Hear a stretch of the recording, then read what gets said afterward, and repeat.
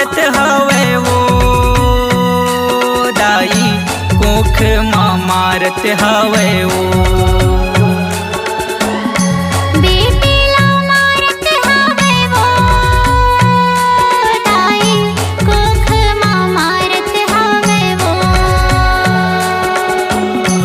कैसन जमाना आगे अपने खून ले घिना थे।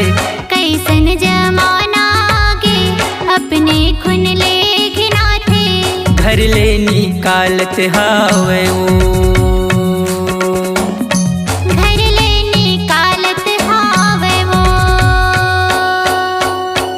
बेटी ला मारत हवे वो दाई बेटी ला मारत हवे वो। बेटी ला मारत हवे वो दाई कोख माँ मारत हवे वो। कैसन जमाना आगे अपने खून ले घिना थे। कैसन जमाना आगे अपने खून ले घिना थे। घर ले निकालत हवे वो। घर ले निकालत हवे वो।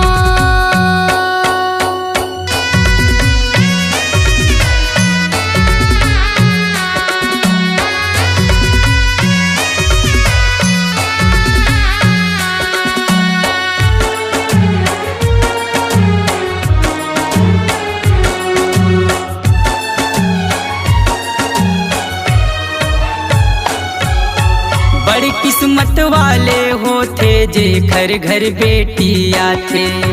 कन्यादान ही महादान उते खर फल ला पाथे।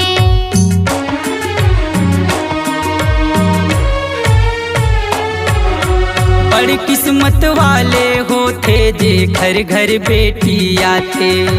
कन्यादान ही महादान उते खर फल ला पाथे। सृष्टि के सृजनहारी वो दाई घर घर माँ छागे बीमारी वो। सृष्टि के सृजनहारी वो दाई घर घर में छागे बीमारी वो। अंगना के तुलसी बिरवा नहीं जानिन तोरे पीरा। अंगना के तुलसी बिरवा नहीं जानिन तोरे पीरा। जड़ ले वो खानत हवे वो। जड़ ले उखानत हवे वो।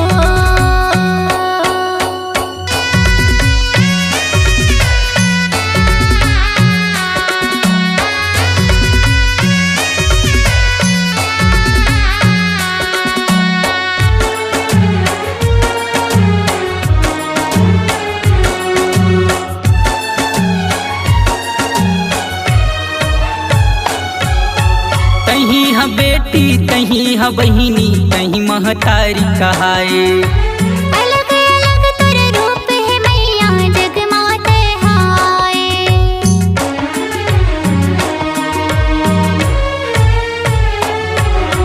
तहीं ह बेटी तहीं ह बहिनी तहीं महतारी कहाए।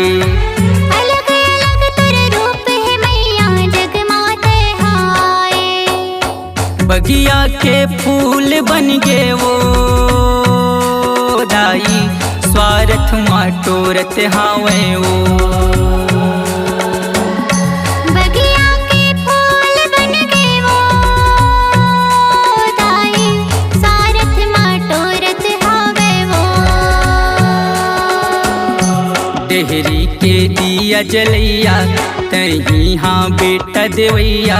डेहरी के दिया जलैया तहीं हाँ बेटा देवैया। घर ले निकालत हवे वो। घर ले निकालत हवे वो।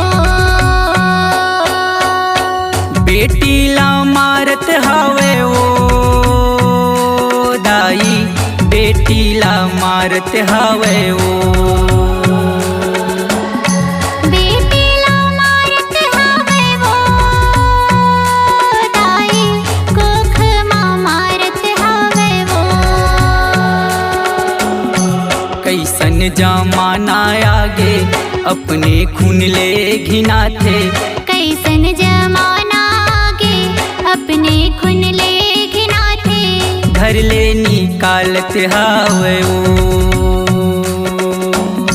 घर ले निकालत हावे वो, घर ले निकालत हावे वो।